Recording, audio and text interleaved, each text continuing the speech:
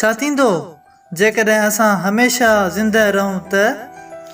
हमेशह ज़िंदह रहण वारियुनि ॻाल्हियुनि बाबति थोरो सोचियो। अव्हां पंहिंजे चाहींदड़नि सां घणो वक़्तु गुज़ारे सघो था ऐं केतिरियूं ई डिग्रियूं हासिल करे सघो था।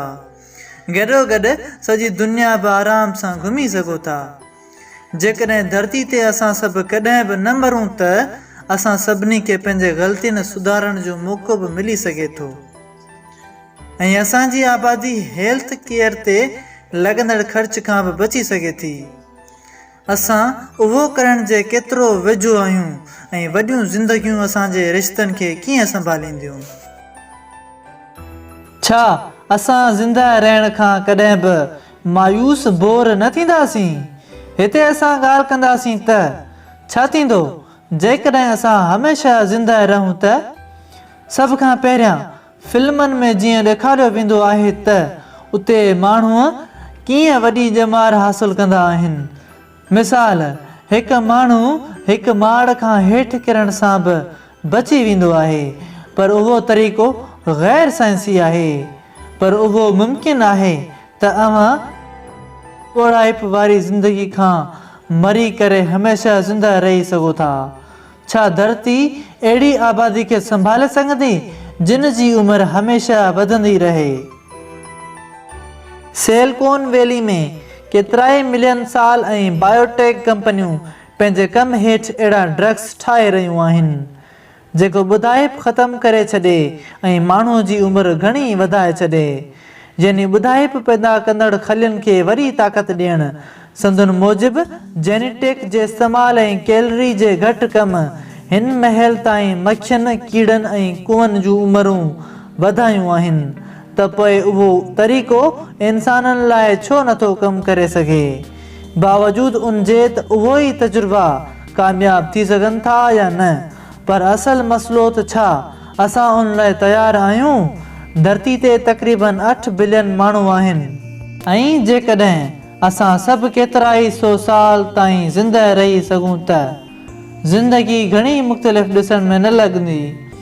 गॾोगॾु समाजी कमनि बाबति बि सोचो त सॼी ज़िंदगी कंहिं हिकु ई शादीशुदा सां सॼी ज़िंदगी गुज़ारणु जेको लॻभॻि 1000 साल ताईं हयात रहे त वधीक शादीशुदा ई सम्झी सघनि था। उन ई तरह असां शादियुनि खे वॾे महादे तौरु ॾिसी सघूं था। गॾोगॾु असांखे घणो कमु बि करिणो पवंदो ऐं मुल्क जो को बि सरकारी इदारो पेंशन प्लान असांजे वधीक मदद न करे सघंदो। जेकॾहिं असां 65 सालनि जी उमिरि में ई कमु करणु छॾे ॾियूं ऐं 500 सालनि ताईं ज़िंदह रहूं त उन जो मतिलबु त असां वटि अहिड़ा सुठा माण्हू बि जाम थी वेंदा जेके मुसलसल पंहिंजे कम सां जुड़ियल रहंदा। ॿिए पासे जेकॾहिं असां घणो अरसो उन जाइ ते रहंदासीं त नए नसल लाइ नौकरी हासिल करणु घणो मुश्किल थी वेंदो जंहिंजो असरु पूरी धरती ते पइजी वेंदो। जेकॾहिं असां वटि मुस्तक़बिल में वॾी उमिरि जो एज़ाज़ हूंदो त छा उहो ज़िंदगी जी सुंदरता ख़तमु न करे छॾींदो?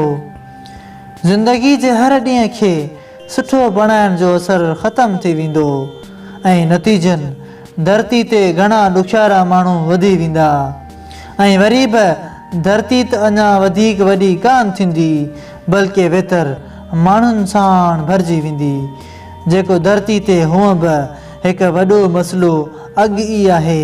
ईअं मरण वारनि जो अंग घटि थी वेंदो त असांजा वसाइल बि जल्दी ख़तमु थी वेंदा। ईअं ओचितो वॾी उमिरि जो ख़्यालु हाणे सुठो न लॻंदो। कीअं उन सां नए नसुल लाइ जॻह बि कान बचंदी जंहिंजे करे असांखे मजबूरनि उन्हनि खे ॿियनि धरतियुनि ॾांहुं मोकिलणो पवंदो ऐं आबाद करणो पवंदो। हीउ सभु हो जेकॾहिं असां हमेशह ज़िंदह रहूं त पोइ छा थींदो? वधीक साइंसी वीडियोज़ ॾिसण जे लाइ साइंस जी दुनिया यूट्यूब चैनल खे सब्सक्राइब ऐं नई वीडियो जी आगाही लाइ घंटी वारे ऑप्शन ते बि ज़रूरु क्लिक करियो।